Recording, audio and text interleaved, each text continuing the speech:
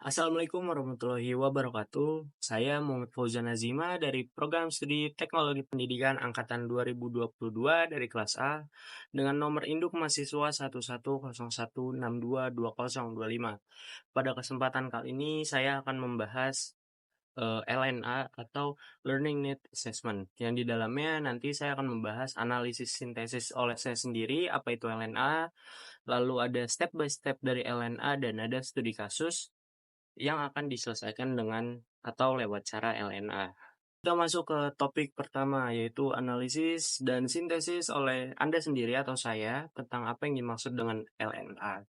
Dari video yang telah saya tonton, saya menyimpulkan bahwa menurut saya LNA atau Learning Need Assessment adalah mengidentifikasi keterampilan pengetahuan dan sikap yang diperlukan untuk memenuhi kebutuhan pengembangan dan operasional masyarakat dan organisasi dan sebagainya. Dengan kata lain, LNA ini tuh utamanya adalah alat atau sarana untuk memetakan jembatan yang kita butuhkan untuk membangun antara keterampilan dan pengetahuan saat ini dan apa yang kita inginkan gitu.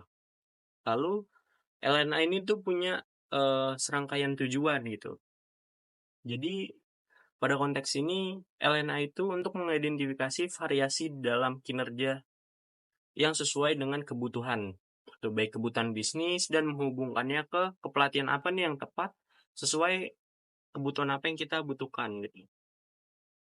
Terus juga LNA ini dapat menyelesaikan masalah yang kita inginkan. Terus kita juga bisa mengukur atau menciptakan sebuah metode untuk mengukur kesuksesan serta tindakan praktis untuk mencapainya gitu. LNA ini juga membantu sebuah organisasi yang memiliki staf yang memiliki kemampuan dan pengetahuan dengan cara yang benar serta mengendalikan perubahan dan menghasilkan hasil yang lebih baik gitu. Selanjutnya kita masuk ke langkah-langkah dalam LNA atau Learning Need Assessment gitu. Langkah yang pertama adalah keterampilan gitu. Keterampilan apa yang dibutuhkan untuk maju atau berkembang gitu. Untuk langkah pertama ini kita harus mempertimbangkan tujuan gitu, tujuan dari kita, tim atau perusahaan dan apa sih yang kurang dari kita gitu. Lalu yang kedua kita harus memahami persepsi dari kita sendiri atau karyawan gitu. Lalu yang kedua, apa tingkat keterampilan saat ini atau apa keterampilan atau skill yang kita miliki saat ini gitu. Di fase ini kita bisa mengukur tingkat keterampilan karyawan kita atau grup kita atau organisasi kita. Lalu kita bisa menganalisis pembelajaran untuk menentukan keterampilan apa nih yang harus dikembangkan ke depannya gitu. Lalu yang ketiga, setelah kita tahu skill apa yang kita punya, lalu kita mengidentifikasi kesenjangan dari keterampilan atau skill yang kita punya gitu. Di poin ini kita harus menentukan kesenjangan antara keterampilan saat ini dan keterampilan yang diinginkan nantinya gitu. Lalu yang keempat, bagaimana kesenjangan tersebut dapat ditutup melalui pembelajaran. Tuh. Nah, dari identifikasi kesenjangan tadi kita bisa menemukan gimana nih caranya buat menutup atau mendapatkan solusi dari pembelajaran gitu. Lalu yang terakhir adalah setelah kita menganalisis semuanya, kita melaksanakan kursus, pelatihan, dan melakukan evaluasi gitu. Kayak tentuin nih apa aja eh, yang akan kita lakukan setelah kita tahu kesenjangan dan semacamnya yang ada di organisasi atau bisnis kita. Setelah kita membahas apa itu LNE dan langkah-langkahnya seperti apa, step by step-nya seperti apa, selanjutnya pilihlah satu kasus, kita masuk ke membahas sebuah kasus. Pilihlah satu kasus yang menurut saya sendiri gitu. Misal ada di suatu kafe yang terdiri dari 10 pegawai dan seterusnya gitu. Nah, saya mengambil contoh kasus yang sama gitu. Jadi berdasarkan langkah-langkah yang telah dijelaskan di atas gitu, kita akan membahasnya satu persatu gitu dari 5 poin tersebut. Itu ya, kita mengambil kafe A yang memiliki 10 karyawan mengalami penurunan omset gitu. Nomor satu tadi ada keterampilan atau skill apa yang dibutuhkan untuk maju untuk karyawan kafe A gitu. Yang pertama, skill yang dapat dibutuhkan pada era saat ini ya pastinya kemampuan dalam mempromosikan sesuatu di sosial media gitu. Itu sangat penting gitu. Lalu yang kedua, cara berkomunikasi yang baik antar karyawan dan pelanggan. Hal ini juga penting buat karyawan mempromosikan produk atau promo yang sedang ada di hari ini kepada para pelanggan itu. Lalu nomor 2, mengetahui tingkat keterampilan yang dimiliki pada saat ini. Tuh.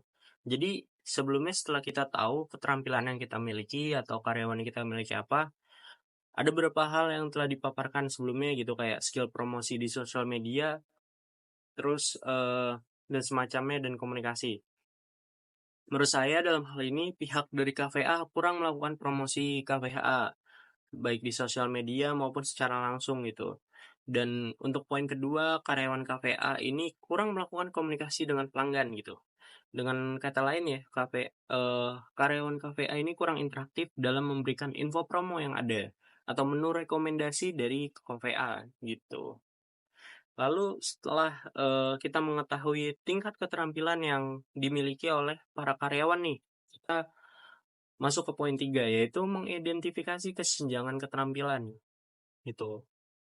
Langkah selanjutnya adalah melakukan identifikasi kesenjangan yang ada di KVA. Kita sudah melihat tadi kayak kemampuan promosi dan sebagainya. Nah, di sini kita akan membahas kesenjangannya apa sih gitu. Jadi kesenjangan menurut saya di sini adalah kemampuan promosi yang masih kurang gitu dan harus lebih aktif lagi mempromosikan KVA di sosial media. Ya kita tahu zaman sekarang sudah banyak kafe berdiri dan kegiatan promosi harus semakin gencar dilakukan gitu. Lalu yang kedua, keterampilan berkomunikasi gitu. Jadi keterampilan berkomunikasi para pegawai ini kurang bisa melakukan komunikasi yang baik dengan pelanggan. Gitu. Nah, yang keempat setelah kita membahas kesenjangan, yang keempat kita menemukan solusi lewat pembelajaran gitu. Langkah selanjutnya adalah memberikan solusi. Untuk masalah pertama, kita pastinya memberikan solusi yaitu memberikan pelatihan promosi sosial media gitu. Seperti membuat konten-konten yang dapat kita ikuti untuk mempromosikan KVA karena banyak konten-konten yang sedang viral atau semacamnya, algoritma yang sedang naik, mungkin karyawan KVA bisa mengikutinya untuk mempromosikan KVA tersebut gitu. Lalu masuk ke masalah komunikasi gitu. Kita bisa memberikan pelatihan komunikasi pada pegawai di KVA gitu kayak ngajarin gimana mereka promosi lewat sosmed maupun pembicaraan dengan pelanggan gitu agar terciptanya komunikasi yang baik dengan para pelanggan. Lalu yang kelima atau yang terakhir adalah melaksanakan kursus pelatihan dan mengevaluasinya gitu. Nah, step selanjutnya atau step terakhir yaitu melakukan atau melaksanakan pelatihan gitu. Jadi pelatihan ini harus interaktif dan relevan dengan kondisi yang ada di lapangan gitu. Kayak contohnya tadi ada promosi yang kurang di sosial media dan komunikasi yang kurang dengan pelanggan. Nah, pelatihan ini harus relevan dengan kondisi yang terjadi di lapangan pada saat itu gitu. Nah, setelah melakukan atau melaksanakan pelatihan, langkah terakhir adalah mengevaluasinya gitu.